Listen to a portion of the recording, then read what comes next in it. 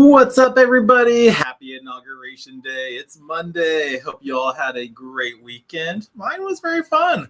I was down in Naples this Saturday with the Bitcoin Ben crew. We had even the team from Nashville down here for us. Todd and Janet, love you guys. I'm so glad I got to see you. We had Steve Blanca, who helps out there, and Heidi. It was a fun event. Talking about Bitcoin, and we were just there spreading word about the crypto clubs and everything. It was a great Saturday and all. But yes, as the title said, there was no Bitcoin announcement today. Like, what? So that's part of why we're seeing the price dip, even though like beforehand people were excited. Bitcoin touched 109,000. What? And then now it's like it's dipping a little bit just because there was no executive order signed about a Bitcoin strategic reserve. But there are still bettors on Polymarket with a 1-to-3 bet on he will sign it and get that going in the next 100 days. So if you want to take that bet action, head over to Polymarket. But yes, what else is going on in the news? Gary Gensler is officially out today. Nice. And then some El Salvador bought some more Bitcoin. And then it's a couple other news like why is Solana out. So yes, let's go through the news, see what's happening, and learn about crypto. So here we go. First up, Trump's America's first priorities exclude any mention of crypto and BTC. President Trump's key priorities for his second term include improving public safety, pursuing energy independence, promoting American values, and cutting back on government excess. So that's what he did cover today. He signed a handful of documents, like over 100, 200. I don't know. I think ChatGPT was lying to me. But no, so that was his main focus and priorities for today. So I don't think that he's just like, wait, maybe he's got a plan. Because if you look at his actions, our next article for his rolled up refinance, they just bought a bunch of Ethereum. But let's learn a little bit more about what he did sign today. So U.S. President Donald Trump listed his administration's America's first priorities on January 20th, but none mentioned cryptocurrencies or his pledged strategic Bitcoin reserve. According to a White House briefing, Trump's priorities include public safety, boosting affordability through energy independence, reforming the government, bureaucracy, and bringing back American values. Now, despite Trump's pro-crypto campaign promises, digital assets weren't listed in his priorities. Still, industry observers say crypto will feature prominently in his second term. Early in the day, crypto markets were abuzz about the possibility that Trump would sign an executive order establishing a strategic Bitcoin reserve, although such an executive order wasn't issued on January 20th. Bettors on Polymarket still believe there's a roughly 1 in 3 chance that the strategic reserve will be created within Trump's first 100 days in the office. So again, like I said, Polymarket, there's still beds out there for when it's going to happen. So good place to bid. But on rival betting market, Kalshi, bettors say that there's roughly a 60% chance that strategic Bitcoin reserve will be enacted this calendar year. Now, it has been a wild weekend for crypto. The crypto market has experienced extreme volatility over the past 72 hours after Trump launched his own meme coin on Solana's blockchain, earning him both praise and criticism from the crypto community. Now, the official Trump meme coin surged more than 490% in its first 24 hours of trading on January 18th, becoming a top 30 token overnight. According to CoinGecko, the Trump token's total market capitalization reached nearly $11 billion. Now, the price of Bitcoin is currently at 101,000, which also hit a new all-time high leading up to the Trump's inauguration, briefly trading above $109,000 per Bitcoin. Now, the price of BTC has since corrected back down to the 104,000, now it's 101. But despite the intraday volatility, Bitcoin has rallied nearly 50% since Trump was elected on November 5th. The rally was fueled by expectations that the incoming administration would usher in a golden era for crypto market, favored by policies and greater political legitimacy. So again, this was just day one. The price little dip right here down to 101. Like again, who knows? Maybe he'll sign it tomorrow. Maybe he'll sign it the next. But I guarantee once he signs it, we're gonna see Bitcoin's boom. But again, these are just words being said. It's always like to see what actions they do. And what did his DeFi company do? They bought at least $48 million worth of Ethereum. So ETH holders out there, you may finally be getting your move because everyone's like, everything's pumping but ETH will have his moment. But yes, the Trump-linked DeFi venture buys 48 million in ETH as son Eric drops hint. Now, the platform has acquired 14,403 ETH, raising its total Ethereum holdings to 28,612, valued at approximately $109 million. So he's probably again, maybe not having an executive order signed on the first day is just a plan, because once he signs that, like crypto and polys are going to boom, and so like maybe he's just trying to hold off to scoop up a little bit more. I'm sure there's a plan. But World Liberty Financial has scooped up $48 million worth of Ethereum over an 8-hour buying spree stretching from Sunday afternoon to late evening. The purchase comes as Trump family has rocked the crypto industry with consecutive meme coin launches over the weekend. The platform purchased 14,403 ETH at an average price of roughly $3,300, and that data comes from Arkham Intelligence. Now, this brings the Trump-linked total holdings in ETH to 28,612, worth approximately $109 million at its current price. Now, wait until you see what they do tomorrow. Eric Trump posted on X tagging the project's account after the initial transaction surfaced. So that is a pretty big hint. So what are they going to do tomorrow? We're just going to wait and find out. But further details on what's expected were not provided. Decrypt has reached out to the project to learn more, and WLF's accumulation follows the project's clarification last Tuesday when it moved approximately $60 million in assets, writing on X that this was part of the venture routine treasury management for its operations. Now, this involves payment of fees and expenses and working capital requirements, the project explained, as speculation of its trading activity began circling on social media. The timing is notable, given recent Trump-related token activity on Solana, Minjung, and analysis at Presto Research told Decrypt. Now, expanding on the point, the World Liberty Finance appears to be acting more like a fund than a DeFi or DEX-style protocol, Jung said. The size and timing of these purchases suggest preparation for a significant market move or platform upgrade. Minutes after the initial tracking done by Decrypt, WLF stated on X that it had sold 20% of its token supply, citing a massive demand and overwhelming interest. Now, World Liberty Finance confirmed that it has decided to open an additional block of 5% of token supply. Now, the total holdings across ETH, USDC, USDT, and several other assets from World Liberty Finance Tracker on Arkham now show that the figures have spiked from 187 million to 235 million at the press time of this writing. Now, the Trump effect. After President-elect Donald Trump's victory rally in Washington, D.C., a Solana-based meme coin linked to Melanie Trump was launched on Sunday afternoon. Hours before Melanie Trump meme coin launched, Donald Trump Jr. claimed on X that his family was extremely proud of what they have continued to accomplish in crypto, tagging World Liberty Financial and the ticker for his father's social Trump meme coin. Now, World Liberty Financial did not immediately respond to requests for comment about the latest purchases of the token sales or Eric Trump's teased announcement. Now, this story is developing and will be updated as more info becomes.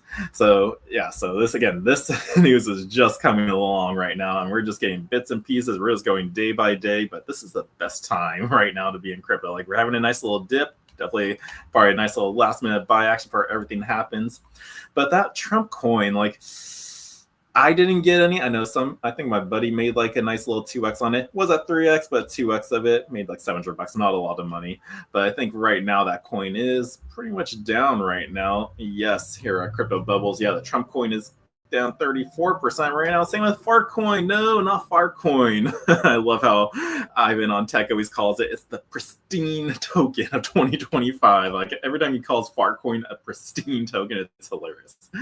But yeah, so it's been crazy. Trump launched his meme coin that surged so much. Melanie Trump had a coin come out too, and now we're getting hints. So we just got to see what's happening. So again, they bought some Ethereum, and now what else did come out today? Like I said, Gary Gensler is officially out. So so what changes can we see be made, or what's going to be happening right now going forward?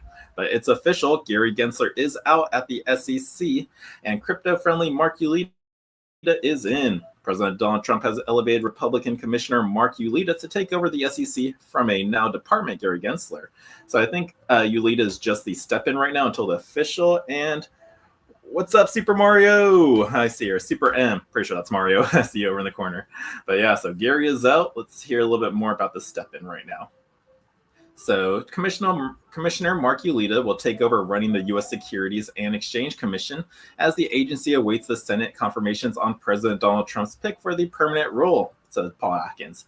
Now, acting chair Uyeda, who has been a clear supporter of relaxing the regulators' pursuit of the crypto industry alongside fellow Republican Commissioner Hester Pierce once served Atkins as a counsel at the agency. Atkins, who was formally nominated hours after Trump was sworn in on Monday, is a former commissioner who has developed ties to crypto in his Washington consulting business. Now, Uyeda has expressed his own strong views about the SEC's role regarding digital assets. He's routinely criticized the commission's majority on moves to rein in crypto, such as the so-called Staff Accounting Bulletin 121 or the SAB 121, that made it difficult for banks to maintain digital asset clients. And he said he favors getting rid of it, a move that's now within his authority. So very nice. And I believe this is a photo of him right now. Let me get rid of this pop-up ad. It's off my screen. Oh, nope. Didn't reach it. There we go. Boom, gone. Now, the change of chairs hasn't yet been officially announced at the agency, though the remaining commissioners, including Hester Pierce and Caroline Crenshaw, issued a joint statement on former chair Gary Gensler. Although, as commissioners, we approached policy issues from different perspectives, there was always dignity in our differences. Now, the commissioner said Chair Gary Gensler has been committed to bipartisan engagement and a respectful exchange of ideas, which has helped facilitate our service to the American public. Gensler had previously announced he would resign at noon on January 20th, at the same time Trump was sworn into office. Gensler had become the chief government antagonist for crypto's industry in recent years, and he pursued enforcement cases, pushed controversial crypto accounting policy, favored tough rule proposals that threatened the industry's business model, and blocked, for a time, the establishment of spot crypto exchange-traded funds. Now, on the latter point, a court ruling against the agency forced Gensler's hand, and he eventually voted with the commission's Republicans to clear the path for ETFs. Now, his agency argued in court that existing laws was sufficient to categorize and regulate crypto assets. That stance was favored by some federal judges and opposed by others, and the central questions are still working its way through the courts. Uyeda's SEC, for however long his tenure lasts, is absent virtually all senior legal officials that worked under Gensler, including the Enforcement Division and the General Counsel's office. Now, the acting chair has the full authority of the office, but people in that position sometimes choose to defer to the incoming chair and wait on big decisions. At the SEC's sister agency, the Commodity Futures Trading Commission, Republican Commissioner Caroline Pham has been lifted to the acting chair role through Trump and hasn't yet named a permanent successor to the outgoing Democratic chair, Ralston Beham. Now, unlike the CFTC, which currently has 2-2 split between the parties, the SEC's Republicans outnumber the lone Democrats 2-1.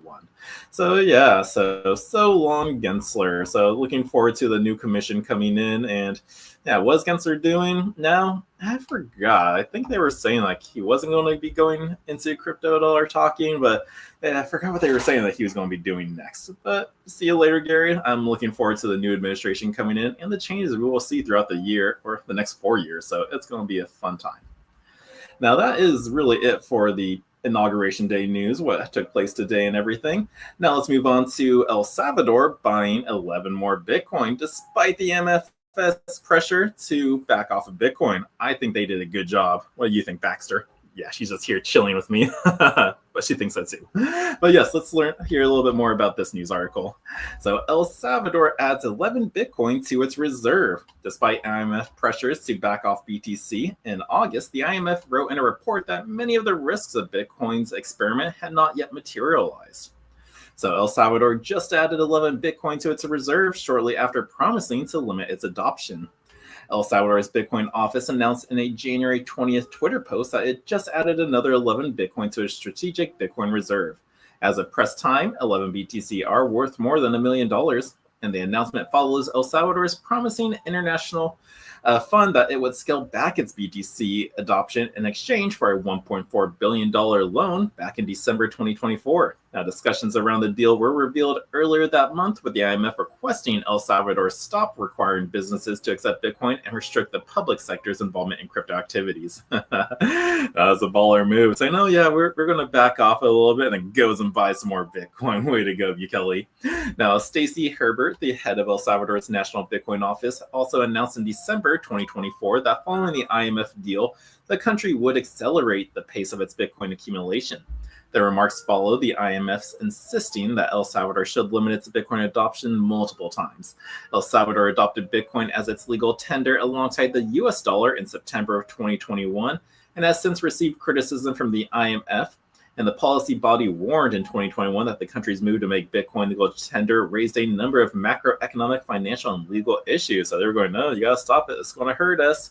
But in August, the IMF admitted that many of the risks of the BTC experiment had not yet materialized. The organization wrote that while many of the risks have not yet materialized, there is a joint recognition that further efforts are needed to enhance transparency and mitigate potential risks or potential fiscal and financial stability risks from the Bitcoin project. In October 2024, IMF spoke with Julie Kozak and was again quoted as saying that the IMF had recommended limiting public sector exposure to Bitcoin. So again, they just do not want you to have Bitcoin. So way to go, Bukele, for still stocking up on more Bitcoin, because again, you're going to make your country amazing. And yeah, that's why we chose you guys to have our first Bitcoin Ben crypto resort. So that's right. That's going to be like near Surf City. It's going to be awesome. But El Salvador is still kicking butt. Now, moving on, I'm sure for those of you who are getting involved in the Trump coin fiasco and you're maybe trying to move some Solana from Coinbase, but Coinbase had some issues with delayed transactions. So that's right. So if you're ever in trouble, it's because Coinbase probably really didn't have the Solana or liquidity on there, which is why you always want to take your cryptos off the exchange and into your own crypto wallet. So that way you don't have to deal with that. But Coinbase Solana transactions delayed amid meme coin frenzy. Some Coinbase users report that Solana transfers taking hours to clear on the crypto frenzy or on the crypto exchange. Now, Coinbase users explained of hour-long delays on Solana transactions as network congestion tied to U.S. President Donald Trump's January 18th meme coin launch impacted the cryptocurrency exchange. The crypto exchange's team is working hard on scaling our Solana infra now, Coinbase CEO Brian Armstrong said in a January 19th post on the X platform. Now, lots of Solana activity in the last few days. We were not anticipating this level of surge, Armstrong added. And Solana users were experiencing network difficulties following the recent meme coin launch by Trump and his wife, Melania, ahead of the official's presidential election. Now, here is that tweet. Somebody going, done using Coinbase until the issues with Solana transaction times are fixed. And Brian just said, the team's working hard. We're working on it. But Coinbase delays appear to be at least partly independent of Solana's, with some users saying the exchange's settlement times lag the blockchain network by hours. On January 20th, one ex-user described a 15-hour transaction delay on Coinbase. Ugh, that sucks. Now, Coinbase is estimating 100 minutes for processing for USDC receives on Solana. Mert Mutaz, CEO of Solana Infrastructure Provided Helios, said in a January 20th X post. Now, to be clear, this has nothing to do with the chain, Mutaz said, referring to Solana. Now, we are aware that some users may be experiencing delays, sends, and receives on the Solana network. Buys, sells, and fiat withdrawals / deposits are not affected. Our infrastructure team is working to resolve the issue, a Coinbase representative told Cointelegraph. And also, here's that tweet from Mert. Yeah, the Coinbase is 700-minute processing, everything we just said. So to be clear, this has nothing to do with the chain, even though people are blaming Solana on Reddit. So yeah, you may be seeing some posts out there because of that. But my guess is just that they can't keep up with the tip of the chain because they generalize their indexing to all chains, but don't account for how different all those chains are. So it is true. Exchanges and blockchains are not the same, guys. But there, again, has been a spike in activity on Solana. Trump's advisory team launched an official Trump meme coin on January 18th and the official Melania token on January 19th on the Solana network ahead of Trump's presidential inauguration on January 20th. The meme coin launches brought significant trading volumes to Solana, reportedly causing congestion on the network. Moonshot, the platform Trump pointed to his followers to purchase for purchasing meme coin, reported that more than 20,000 or 200,000 new on-chain users since the token launched. Coinbase is the USS's most popular crypto retail exchange. Despite the report, congestion errors and some transactions failing, Solana has boosted 100% uptime in the past 90 days with no outage since February 26, 2023. Now, this kind of makes sense for why the Radium token is actually pumping. Again, let's go back to crypto bubbles. Like where you are, here we go. Ray, up 17% right now. Again, this is Radium, the decentralized exchange on Solana's blockchain. So again, people must have been using it like no other to try to acquire the Trump token. And yeah, kind of makes me like why I like getting into these DEX tokens. They can do good. Like Ray is like the top one for Solana. My bet's on MinSwap, which is Cardano's decentralized exchange. So yeah, DEXs will still definitely do great this year. Now, that was our Solana news. What other crypto news do I have? I think Vitalik Buterin is next, and he talks about he wants a change in leadership for the Ethereum Foundation. Yes, so let's hear what he has to say about this. So people seeking a different vision are welcoming to start their own organizations, Buterin wrote on a January 18th social media post because he wants to announce a leadership change for Ethereum Foundation. So what does this man have to say? Ethereum co-founder Vitalik Buterin announced major changes to the Ethereum Foundation's leadership to emphasize technical expertise and improve communication between the foundation and builders in the Ethereum ecosystem. Buterin outlined several goals for an overhaul on the January 18th X post, which included supporting decentralized application developers and promoting decentralization, censorship resistance, and privacy. The Ethereum co-founder also said that the Ethereum Foundation will not engage in political lobbying, ideological shifts, or take more central role in the development of the Ethereum ecosystem. The leadership change at the Ethereum Foundation follows a rocky year in 2024, which saw the foundation spending, roadmap goals, and personal come under fire from the Ethereum community. And here is a tweet from Vitalik. We're indeed currently in the process of large changes to the Ethereum Foundation leadership structure, which has been ongoing for close to a year now. Some of this has already been executed on and made public, and some is still in progress. What we're trying to achieve is primarily the following goals: improve level of technical expertise within the Ethereum Foundation leadership, improve two-way communication and ties between EF leadership, bring in fresh talent, become more actively supportive and app builders, and make sure important values are inalienable, and continue to increase our use of decentralized privacy tech and the Ethereum chain. And the explicit non-goals are execute some kind of ideology, start bring a vested interest, and so on. So that's what he is trying to change right now. But 2024 leaves the Ethereum community in doubt right now. The Ethereum Foundation instituted a conflict of interest policy in May 2024 after several notable researchers at the foundation took paid advisory roles at the Gensler Foundation, the organization that oversees the development of the restaking protocol.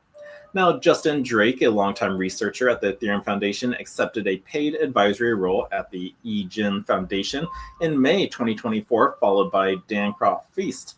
At the time, Drake said he was trying to steer the Gensler Foundation and explore potential issues arising from restaking. Drake dropped the advisory position in November 2024 and apologized to the Ethereum community, promising not to accept an advisory roles, angel investments, or security council positions again. Following the release of the Dinkin upgrade in March 2024, transaction fees for Ethereum's Layer 2 networks decreased by up to 99%. Now, the dramatic reduction in Layer 2 fees caused an explosion in the number of Ethereum Layer 2 networks, according to L2B, and there are currently 55 Ethereum Layer 2 rollups. That's crazy. There's so many. I know of Sonium, which is Sony's, Base, which is Coinbase, Polygon, which was Matic, but now it's just Pol, and I guess there's 55 others. So, but the proliferation of a Layer 2 network caused an outcry from the market participants who raised concerns that Ethereum Layer 2 networks were cannibalizing revenue on the base layer. According to data from the token terminal, network revenues on the Ethereum base layer collapsed by 99% in the summer of 2024, but later rebounded to pre-Dinkin levels by the end of the year. So Vitalik's making some changes. Hopefully it gets better. And again, Ethereum's definitely going to do well. We just saw Trump put in, $48 million into the Ethereum network. So Ethereum is going to do fine this cycle. But that was our Ethereum news. Next up, and the rest is pretty much all altcoin news I have for you. And let's learn a little bit about HyperCycle. I know if you're in the Bitcoin Bank crypto community, we've talked about HyperCycle before, but nobody really knows about it too much. So let's go over this quick article that kind of explains it a little bit. So HyperCycle introduces advanced blockchain tools for AI collaboration. So HyperCycle is a fast, low-cost microservice operation-based blockchain architecture for AI use cases. The implementation utilizes the TODA/IP ledgerless blockchain, TODA asset model, and Singularity Net's proof of reputation system. And that's also a good coin too, maybe to think about. The speed at which the AI sector has been advancing is evident in AI advances like ChatGPT, yet centralization brings restrictions to AI's complete potential. Now, the biggest hurdle has been the absence of optimized blockchain infrastructure for decentralized AI. Most current AI systems work in isolation, and hence their functionality is not sufficient. Therefore, HyperCycle is bringing solutions bridging blockchain and AI.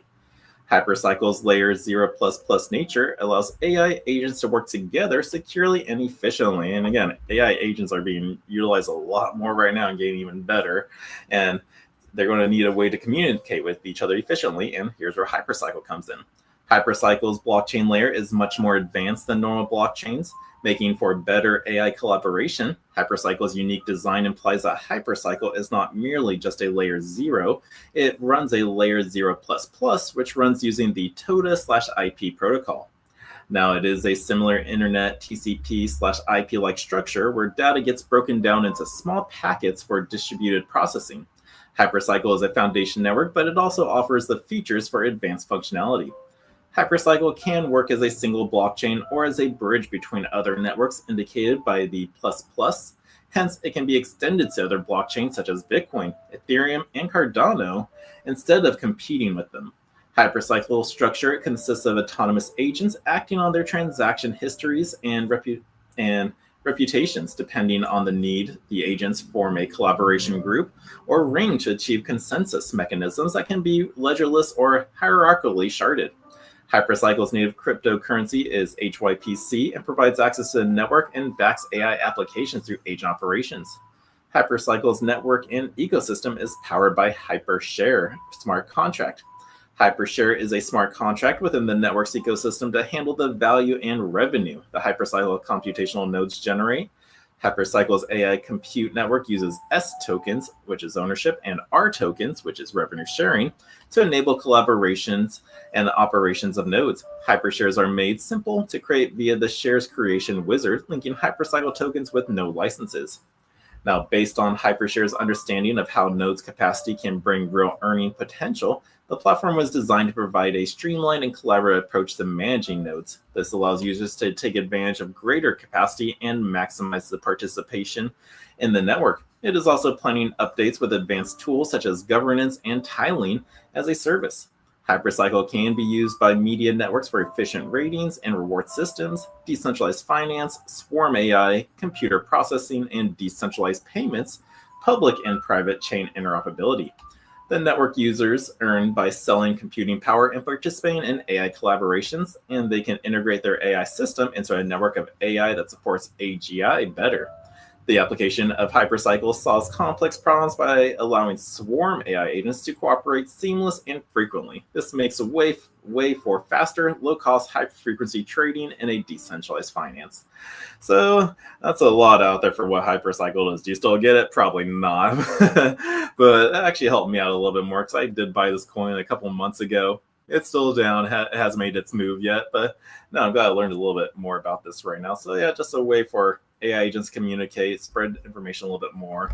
But no, so that's just a little bit about HyperCycle. Now let's move on to our next article, or our last one out there, which is revolving Theta Network. Yes, you know I love Theta. I'm sorry I haven't done a Theta Network update in a while. I just like throwing them in here in these little news articles now. But the Theta EdgeCloud has a new customer right now with another U.S. college entering it, and that is Michigan State University. So yes, Theta EdgeCloud gains customer momentum in the U.S. with the addition of Michigan State University. So San Francisco, California, on January 20th, where it was run at Theta Labs, a global leader in decentralized cloud infrastructure for AI media entertainment, announces that Michigan State University will be adopting its Edge platform for AI research, joining the University of Oregon in the U.S. as the second academia customer. Now, the MSU Secure and Intelligent Things Lab, directed by Associate Professor Ki-Bin Yan, will leverage Theta's advanced decentralized GPU infrastructure to drive innovation in AI, cybersecurity, and distributed systems. Now, as a major Tier 1 research institution, Michigan State University adds a new dimension to Theta Labs' academic collaborations in the U.S. Theta is expanding its U.S. cloud-based GPU infrastructure with locations in California, Texas, and the Midwest. In June 2025, the platform company will also release the beta of its fully hybrid cloud edge computing platform, incorporating an edge network of over 30,000 edge node operated by community members globally. I'm one of them. I definitely have an edge node running, earn some T-fuel, and then I use that for other stuff. Now, the US and North American account for nearly 1/3 of these nodes, providing significant synergy to US-based customers. Now let's learn a little bit more about Professor Ki-Bin Yan and the SEIT lab. Professor Ki-Bin Yan, the director of the MSU Secure and Intelligent Things SEIT lab, is a renowned expert in IoT security, AI privacy, blockchain resilience, and cybersecurity. His lab conducts pioneer research on safeguarding connected devices, systems, and networks from advanced cyber threats. Professor Yan's work has been featured in the top conferences, including USENIX Security, ACM, CCS, and IEEE TIFs, and his projects have earned prestigious funding from National Science Foundation. The SEIT lab specializes in developing secure, intelligent systems for IoT and AI applications, with an emphasis on distributed systems. Now, federated learning and blockchain-powered platforms. Recent achievements include an NSF-funded project in adversarially robust AI for speech recognition and groundbreaking research on secure transaction framework for smart contracts. Professor Land's leadership has positioned the SEIT lab as a hub for innovation solution in cybersecurity and decentralized computing. Now, here is a clear AI system overview of how the PD patent speech data separates, where it goes, and whatnot. Now, over the Clear AI system, showcasing voice conversation module for creating parallel datasets, predictive model for the style transfer, and speech restoration for enhancing hypophonic speech quality and intelligibility, advancing AI and blockchain research. Now, by adopting Theta EdgeCloud, the SEIT lab gains access to a decentralized cloud platform that enables efficient training and deployment of AI models. EdgeCloud reduces the time requirement to spin up GPU resources by up to 5x compared to traditional cloud providers, accelerating research in secure AI, federated learning, and blockchain-powered system. This partnership strengthens Theta's growing academic network, which includes top-tier universities in the United States, China, and South Korea. These collaborations underscore Theta's commitment to supporting academic research, tackling complex challenges in media, healthcare, bioinformatics, and finance. Now, again, this is also why I just love Theta. It's like they are growing they're helping evolve. Like, they're actually a utility project out there with real use cases, helping improve innovation. And yeah, we got the universities getting on board. Here's a little saying from Mitch Liu, the co-founder and CEO of Theta Labs. They are thrilled to welcome Michigan State University at the SEIT Labs at Theta EdgeCloud. Professor Ki-Bin Yan's lab joins University of Oregon and other U.S. university labs to leverage EdgeCloud for computational intensive AI research. Theta already is the de facto leader in decentralized cloud GPU computing in Asia, with 8 of the top 10 South Korean universities as customers. We expect U.S. academia to come aboard and adopt EdgeCloud aggressively in 2025. He ends. Now, about Theta Labs. Theta Labs is the leading provider of decentralized cloud infrastructure for AI, media, and entertainment, powered by a global network of 30,000 distributed edge nodes and a native blockchain, backed by Samsung, Sony, Bertelsmann Digital Media Investments, and Creative Artists Agency. Theta is among the top 10 DePIN blockchains by market capitalization on CoinGecko and top AI tokens on Binance. Recently launched, Theta's EdgeCloud is the first hybrid cloud edge computing AI platform with 80 petaflops of on-demand distributed GPU computing power, and Theta's Enterprise Validator Governance Council is composed of global market leaders, including Google, Samsung, CAA, and Binance. So I always love Theta just because all these partnerships they really had. And yeah, they started off as a peer-to-peer video streaming, or first they were a streaming gaming channel with Sliver TV and everything. But then their blockchain and their edge nodes just evolved so much. So Theta is killing it, bringing on new customers. Price isn't showing it right now, but it will. But that is all the crypto news I have for you from Theta to, what was the last article I covered? HyperCycle, talked about Solana's slow transaction, Ethereum's changes, and whatnot.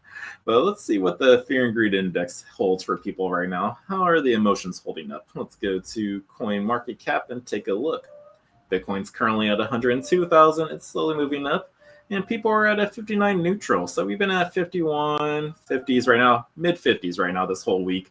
So people are still slowly moving. So despite no talk about the Bitcoin in Trump's first day, people are still holding a neutral personality or thoughts on it. So yeah.